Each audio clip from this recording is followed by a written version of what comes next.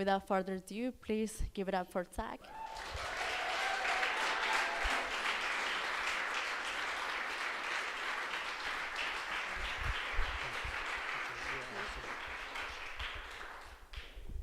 Good morning. The first thing I want to do is just say thank you. There's so many of you who are here today. It means a lot to me to see you all here. I'm kind of nervous, so bear with me a little too. Thanks to the folks from CreativeMornings for thinking of me, especially around this topic. I don't usually talk about tradition when we do this, but it's such a meaningful part of my life that I feel fortunate to be able to share a little bit about tradition with you. The first thing I want to do is, because CreativeMornings doesn't usually do a potluck, I have found it to be, and like looking at all the food out here, it's pretty amazing, right? Like people from different backgrounds and cultures are sharing their traditions and their food with us. And if you take a look at me, like food is one of those things that I absolutely love and love sharing in those traditions. It's like part of my background. My family had a restaurant. My great-grandfather opened a restaurant in like 1930 in the Hill District. It stayed open until 79, and my grandfather catered out of it until the early 90s. I'm, older than some of you in the crowd, so and it was a deli, and I'm Jewish. So it was totally part of our background, our tradition. The things that he made are things that are so special to me. So the fact that folks came and shared parts of their cultures and identities here this morning is really meaningful, and it reminds me of those happy occasions where my grandfather cooked for us, or my family got together and celebrated, because that's what we do. We celebrate around food, right? But we also, and this is the heavy part, and I'm sorry, I've been told from a storytelling arc for you all today, I'm gonna pull back the curtain for y'all. You start with something cool. I'm gonna get heavy for a few minutes, what I feel to be heavy, and then I'm gonna end hopefully on another higher note to leave people hopefully not sad for the rest of the day, right? So food is this really powerful thing in how we share joy with one another, but it's also this incredibly healing thing that we do with one another too. So for me, frankly, lately, outside of the tragedy from Tree of Life even, I've been at way too many Shivas. And Shiva is this week-long mourning process when somebody passes away, and then you go to the Shiva house, the home where, if they're Jewish, you go to the home where they're mourning, and you sit with them, you be with them. It's an obligation that people have. You aren't supposed to leave the people by themselves. You have to make sure that they're taken care of. A lot of times when people go to a Shiva house, they bring food. So unfortunately, I've been at a whole bunch lately, and even had 2 different incidents yesterday with close family or friends, have folks pass away yesterday. And it's left me in this place of you find this food to be this healing aspect in that, but it's the being together part, right? The food and the people together is really what makes it all of a thing. The rituals that go with Shiva. The mourners tear a piece of clothing. It's called Kriya. And in the aftermath of Tree of Life, there was a vigil, rally, march that happened that maybe some folks have heard about, or maybe some folks participated in who are here. And I went, and that's not usually my modality for advocacy and protest or anything in the world, but I went, and they included some of these rituals, this Kriya aspect, as part of what happened there, and it was incredibly meaningful to me. It felt really healing, and that was really just a powerful moment to have a vigil, rally, march that was a healing moment. And the thing about that is that's not, and that's part of our tradition, and that helped me, right? But that's not everybody's experience. There's a lot of folks when they gather in the aftermath of tragedy, that don't get to have that same kind of healing experience. I was sharing my experience with some folks afterwards, days later, a week later, and I brought that up, and they were like, wow, that would be amazing if in my community, when tragedy like that happened, that we were able to experience a healing moment like that. And it occurred to me that we haven't done a really good job, and I'm going to just speak for myself, and maybe I'll throw in the larger Jewish community there first, just a little. We haven't done a good enough job of standing up with people outside of our own community. And that's something like we've tried to do with Repair the World. You know, we're working with community organizations and lots of different folks. But as different tragedies happen, as things happen, we're not showing up for one another in the same way. We're not speaking out for people in the same way. So like the love and support that has come in the aftermath of Tree of Life has been this amazing healing thing for me, for the Jewish community. But there's other folks who like experience these tragedies, people of color, LGBTQIA community, like are just a couple that come to mind like right away. We're not showing up in the same way for folks like that. And we have to do better. We have to start standing up. We have to be in solidarity with people. That tradition needs to be out there in the world. We have to create that more. People talk about, at least in the Jewish community, we talk about this. I don't know if other communities actually do, or it's something like we've internalized for ourselves. But we talk about like the civil rights movement, and we cling to like the images of rabbis from that time period marching arm in arm with MLK, like Abraham Joshua Heschel, and he talks about praying with his feet when he was in Selma.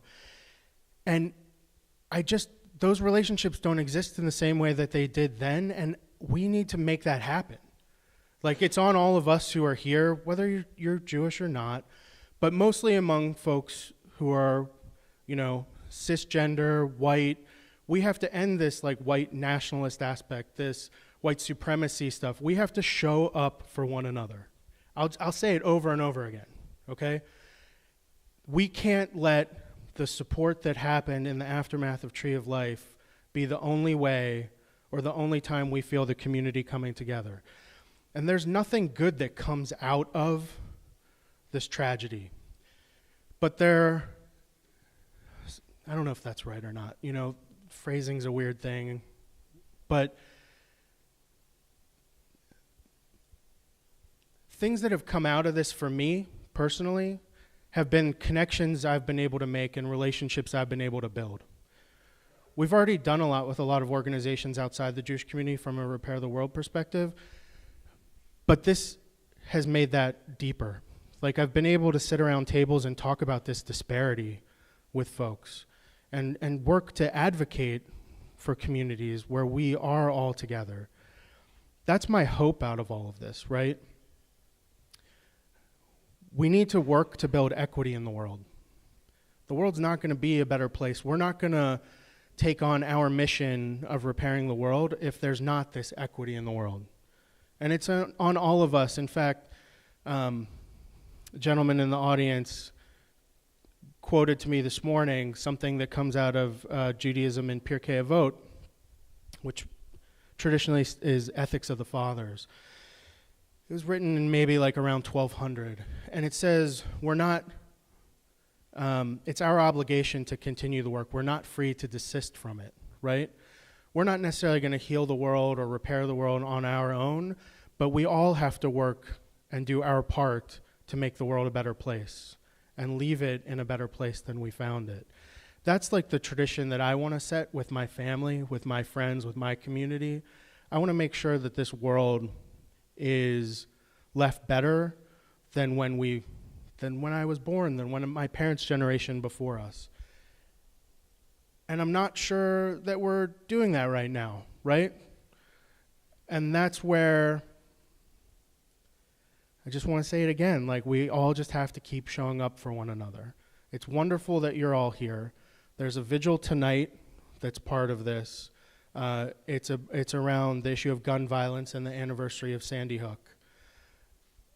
They've created a fence for victims of gun violence over the last few years, it stretches a city block right now. They're adding strands to the fence for the victims of Tree of Life. I just don't know, like, when is enough for this? When is the work that we're doing, we have to like pivot and shift and work to move the world forward in a different way. Those are like the things and traditions and work I want to do that moves us in a way that we leave the world a better place than how we found it. So that's kind of my whole message. They didn't want us to take that much time, even though y'all showed up to, well, hopefully hear some music and poetry, and then maybe me in the background. So thank you. Thank you to Anya and everybody from Creative Mornings. Oh, yeah, right, sorry. Questions. We can take questions. Yeah, Kit.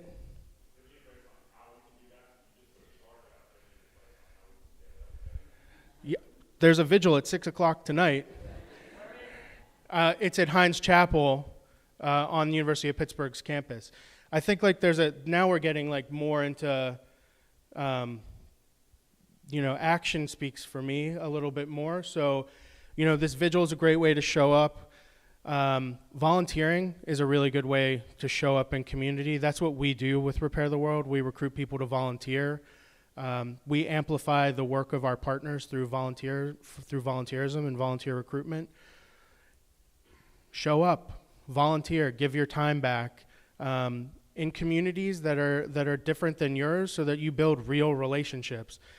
To me, like, that's the thing. Like, transformational relationships are what's going to actually change the world. When we know one another, there's no place for hate in that. So it's when we don't know one another that exists or is allowed to fester. So tonight, 6 o'clock, Heinz Chapel. Yeah. Sure.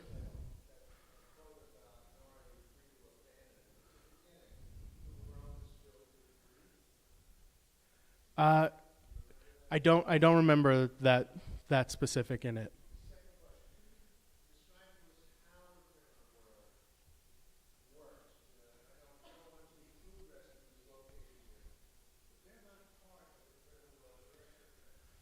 No, they're not. They're here. They're their own organization. We're just thankful that they're here with us, and we share space with them, and we collaborate with them a lot.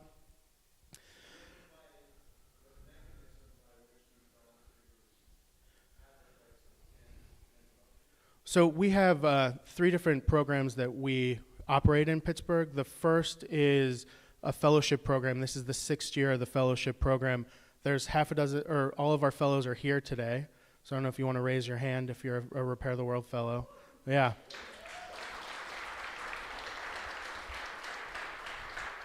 So they're doing a year of service with us. So these are the kids I wish I was when I finished college. Like, I didn't have that ability to reflect or the wherewithal to say I'm going to do a year of service and give back and build community. I was like, I have loans. I got to go get a job that pays me like way more than the stipends that they get.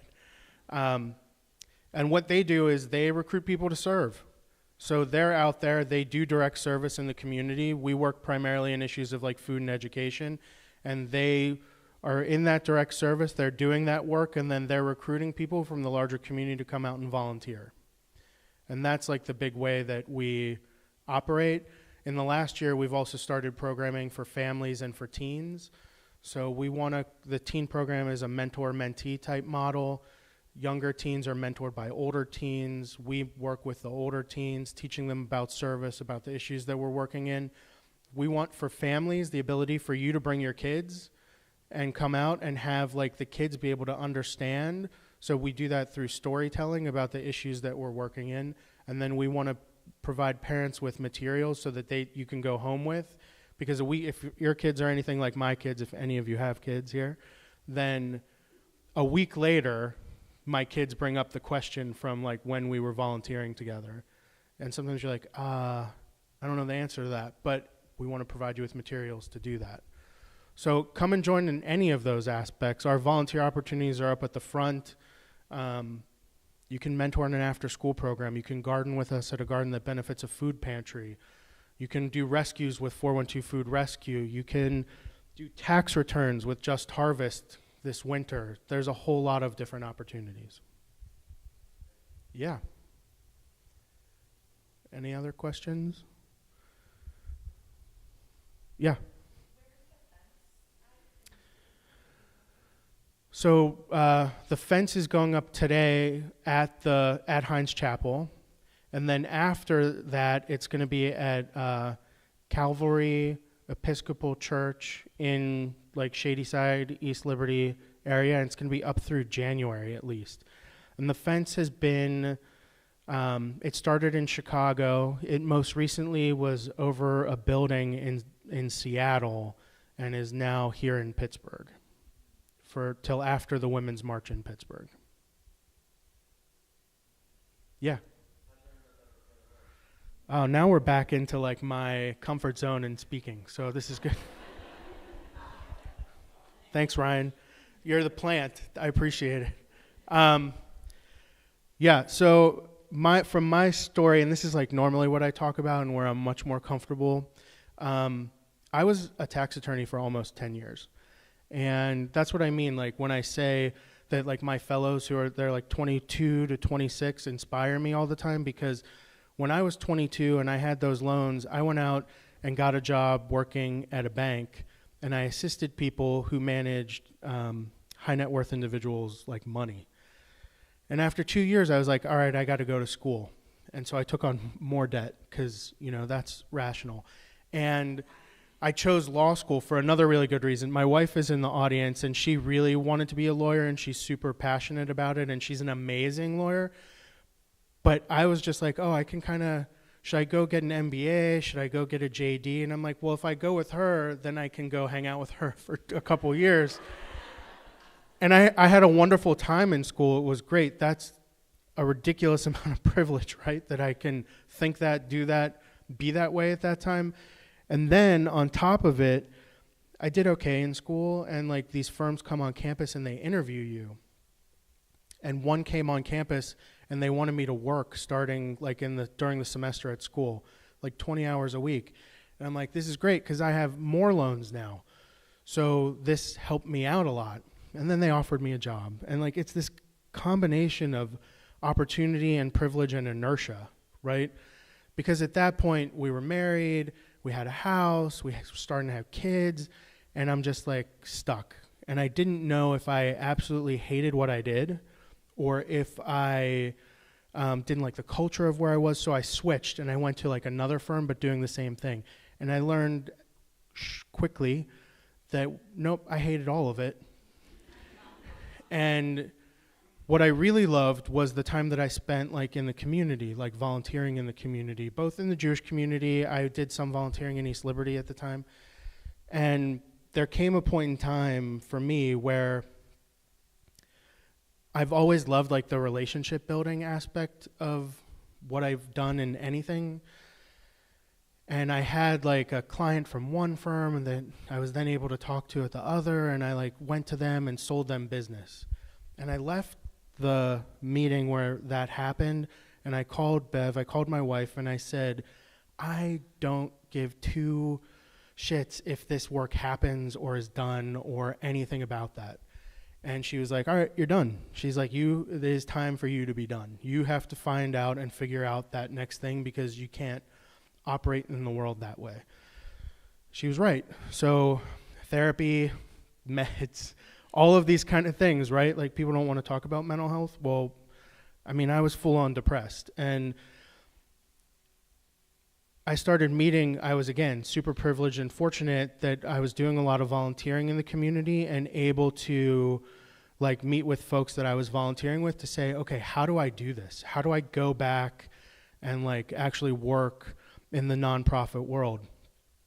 And it's hard in Pittsburgh, to be honest. So because we're a smaller community, so if I spend like a decade doing something as specific as tax law, people are going to be like, well, this isn't you.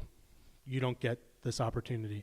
And at the same time that I was meeting people like that, and lots of people were super encouraging, but Repair the World is actually based out of New York, and they were coming to Pittsburgh and a whole bunch of other cities and saying, you know, what would it be like if we were to be in Pittsburgh, in Detroit, in Philadelphia, in Baltimore? Could we run like this fellowship program? Would the community be interested in that? And they were taking like all these community meetings. And I was fortunate enough, again, to be meeting with a lot of the same people that they were meeting with. And in Hebrew and Judaism, we say, this is a term that gets overused, but I'm going to use it anyway. It was beshert. It was like meant to be, right? So that was 5.5 years ago at this point for me. And I've been fortunate ever since. Like, this is where I get to come to work. That's pretty ridiculous, right? Like, you're all jealous that your office doesn't look like this. Mine does.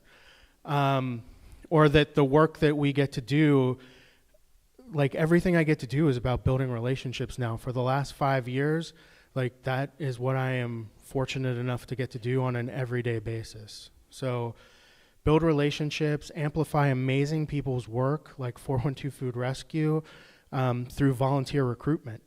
You know, like that's how like I made that transition happen. Family support, ridiculous amounts of like privilege, all kind of stuff like that. And like the young people who I sound super old when I say that now, but like the fellows who work with us, like that's, and by the way, Nina from Assemble too is another one of our service partners for the last like 4 years. That's like my inspiration. Like this work makes me a better person. And the part that's amazing for that too is like I hopefully get to like model that for my kids and for my family. And that's like the part that's really meaningful for me.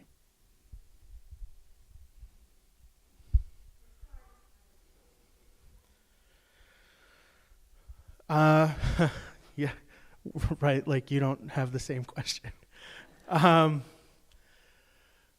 It's like because it feels like it never ends. Like it feels like I'm never off, and it feels like there's always something else I could be doing. There's always more. There's always a community event that I could be attending. My wife knows this, like more than anything. She's like rolling her eyes, not rolling, nodding, and yeah. And like in the last couple of years, I've really been, for the first 4 years of the program, it was just me and the fellows. And now I actually have some staff folks, and they're phenomenal, and I am so blessed and grateful to have them. That's allowed me to step back from some of that and try and have a little bit more of a balance. I'm not going to say that I'm not answering email at 11 o'clock or sending it again at 6 o'clock in the morning or doing some crazy shit like that, but it's really important still to have that balance for that family aspect for me. I can't say I do a great job with self-care or things of that nature, but the balance is the hardest part for me. And also on the work end of that, like figuring out exactly what our impact is hard. We had, in the first year of our program, we had about 1,000 people come out and volunteer. And this past year, we engaged with like 7,200 folks in Pittsburgh. And that's like a big trajectory over 5 years. But like really trying to understand what that means, like that's hard for me. And grappling with that and figuring that out and seeing like, is that meaningful? Like, how's that work? Like, and making sure that we have a lasting impact in that way. So those are some of the things. That's a lot of rambling for me now. Any other questions? Oh, I love it. Thank you.